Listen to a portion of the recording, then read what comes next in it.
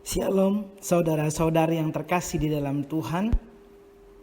Kiranya kita selalu berada di dalam pemeliharaan Tuhan, perlindungan Tuhan. Kiranya berkat dan rahmat Tuhan senantiasa dicurahkan di dalam kehidupan kita di saat-saat seperti ini, sehingga kita boleh terus mantap berjalan dengan iman. Saudara-saudari yang terkasih di dalam Tuhan, pada saat ini, jika Tuhan dengan berbagai cara tiba-tiba meminta saudara pergi dari tempat di mana saudara berada, pergi dari teman-teman dan sanak saudara, meninggalkan semua hal yang selama ini mungkin sudah dibangun dan direncanakan dengan baik. Kira-kira apa yang menjadi respon kita?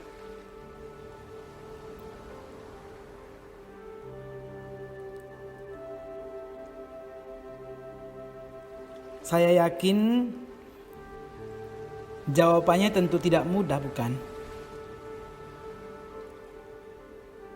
Demikian juga bagi Abraham.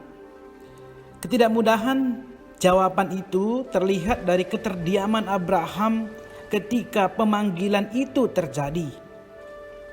Ketidakmudahan itu terlihat ketika Abraham berdiam, ketika Allah meminta Abraham melakukan sesuatu hal yang baru di dalam kehidupannya. Terlihat jelas dalam Kejadian 12 ayat 1 sampai 9. Di mana Abraham terlihat diam, tidak berbicara sama sekali. Hanya narator yang berbicara di dalam teks yang kita lihat. Padahal jika mau jujur, dengan melihat seluruh narasi kehidupan Abraham, ia bukan tipe orang yang suka diam.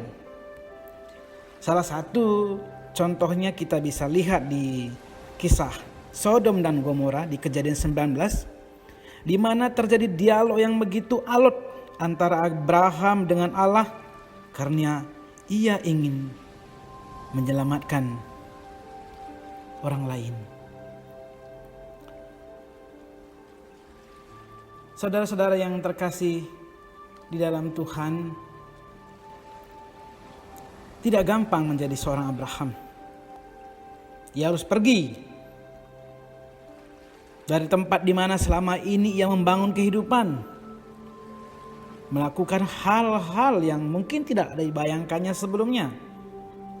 Berangkat dari kehidupan yang selama ini telah tertata dengan baik, keluar dari zona nyaman ke tempat dan keadaan yang entah berantah dengan segala risiko yang ada. Kita perlu tahu bersama bahwa pada zaman Abraham sangat rentan jika seseorang keluar dari tempat maupun komunitasnya, sebab akan gampang dijajah bahkan dipersekusi oleh komunitas maupun kelompok lain. Tentu jika kita berada di posisi Abraham, kita pun akan bergumul dengan berat. Kita akan sangat bergumul. Demikian juga Abraham. Secara eksplisit memang kita tidak lihat pergumulan Abraham. Tetapi jika kita teliti, jika kita rasakan lebih dalam apa sebenarnya yang benar-benar terjadi, maka kita akan melihat Abraham begitu bergumul. Dengan keadaan seperti itu semua, tentu kita akan bertanya di dalam hati kita, mengapa Abraham harus pergi? Kok sepertinya Tuhan kurang kerjaan? Tiba-tiba disuruh orang pergi. Timbul pertanyaan, mengapa Abraham juga mau pergi dengan resiko yang sebesar itu? Dalam ketidakmudahan itu, Abraham tetap pergi, saudara. Oleh karena itu, ia disebut sebagai bapa orang beriman. Bukan hanya karena ia taat dengan mengorbankan anaknya yang telah ia nanti-nantikan selama ini. anaknya satu-satunya yang berasal dari janji Allah kepadanya melalui Sarah, istrinya. Kenapa Abraham harus pergi? Kenapa Abraham harus melakukan hal yang benar-benar baru? Jawabannya, ya tentu karena Allah memiliki rencana yang besar atasnya. Rencana yang melampaui realitas yang dapat dilihat saat itu.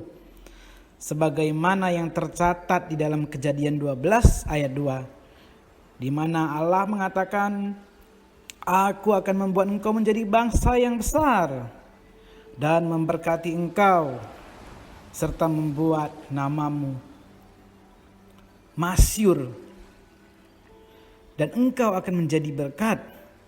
Aku akan menjadikanmu suatu bangsa yang besar, dan aku akan memberkatimu dan membuat namamu masyhur, dan kamu akan menjadi berkat." Selain itu, mengapa Abraham harus pergi? Mengapa Abraham harus melakukan hal-hal yang tidak biasanya? Karena Allah hendak menyelamatkan Abraham dengan memisahkan dia dari keluarga besarnya. Karena keluarga besarnya telah beribadah kepada Allah lain. Di dalam Yosua 24 ayat 2 terlihat dengan jelas di mana dikatakan bahwa bapaknya Abraham telah beribadah kepada Allah lain. Dengan kata lain, keluarga juga kemungkinan besar akan mengikuti. Allah memiliki grand design, rencana yang indah, rencana yang besar terhadap Abraham. Sehingga ia meminta Abraham memenuhi rencana itu untuk kebaikan Abraham. Ia tidak hanya hendak menyelamatkan Abraham, tetapi juga hendak memuliakannya. Dia berjanji ia akan memberkati Abraham. Pertanyaannya, saudara, bagaimana kita tahu kalau Allah memberkati dan menjaminnya?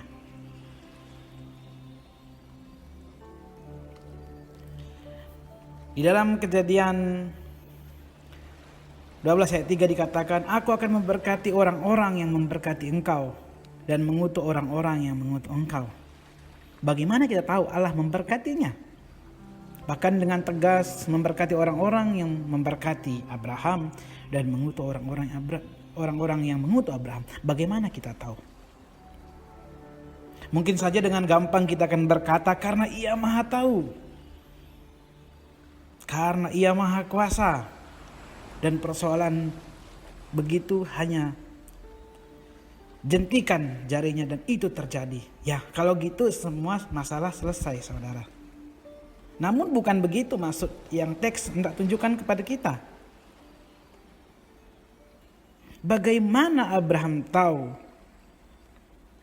bahwa Tuhan memberkati dia, bahwa Tuhan akan memberkati orang-orang yang memberkati dia dan mengutuk orang-orang yang mengutuk dia?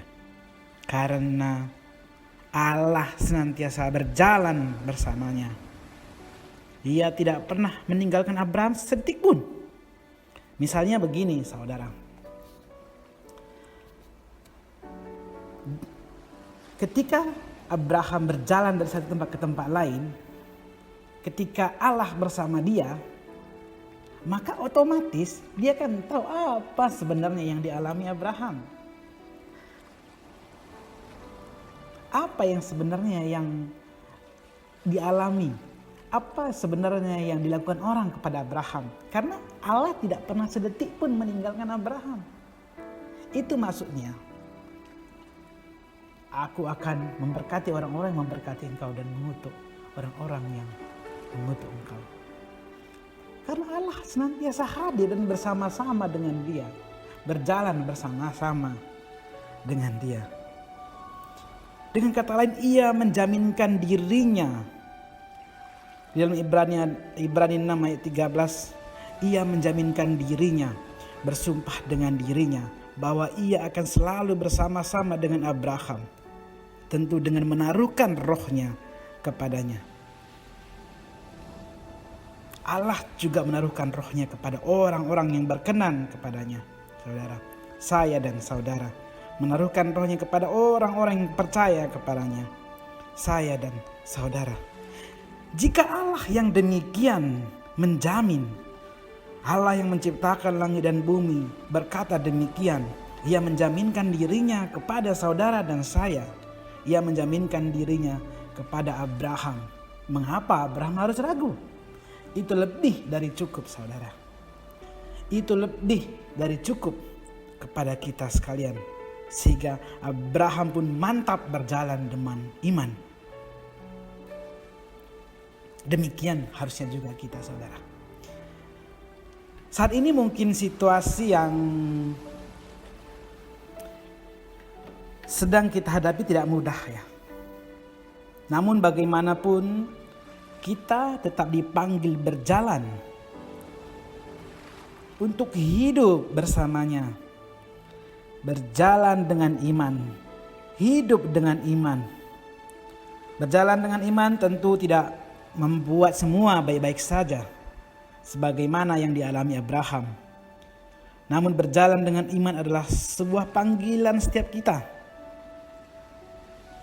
Allah yang menjamin, ia yang akan menyelamatkan, karena ia memiliki rencana yang indah atas setiap kita. Berjalan dengan iman ibarat mendaki sebuah gunung, melewati lembah, jalan yang terjal, cuaca yang tidak menentu, dan medan yang penuh tantangan. Oleh karena itu berjalan dengan iman mesti juga dengan persiapan, dengan peralatan.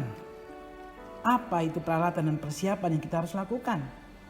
Dengan berdoa, dengan membaca firman-Nya, memperlengkapi diri kita. Sehingga apapun yang kita akan alami, apapun yang kita hadapi di dalam perjalanan iman kita, maka kita akan siap. Kita akan mantap. Sebagaimana orang mendaki gunung, segala medan yang akan dia lalui dengan mantap karena ia telah mempersiapkan diri. Terlebih lagi kita sebagai orang percaya, kita berjalan dengan iman. Tuhan bahkan bersama-sama dengan kita dalam keadaan seperti apapun, ia menjaminkan dirinya kepada kita. Berjalan dengan iman berarti kita hidup. Di dalam perjalanan kita dipimpin olehnya. Berjalan dengan iman bukan untuk kita saja, tetapi kita pun menjadi saluran berkat. Sebagaimana Abraham pun menjadi saluran berkat bagi sesamanya. Berjalan dengan iman berarti menghidupi hidup dengan segala kerapuhan dan kerentanannya. Namun semua itu kita lalui bersama Tuhan, sembari terus berlatih diri dan menjadi berkat dimanapun kita berada, apapun profesi kita. Mari saudara kita siap berjalan dan hidup dengan iman, bukan berdiam diri dengan iman. We walk by faith, not standing still by faith. Kiranya Tuhan memberkati kita. Amin.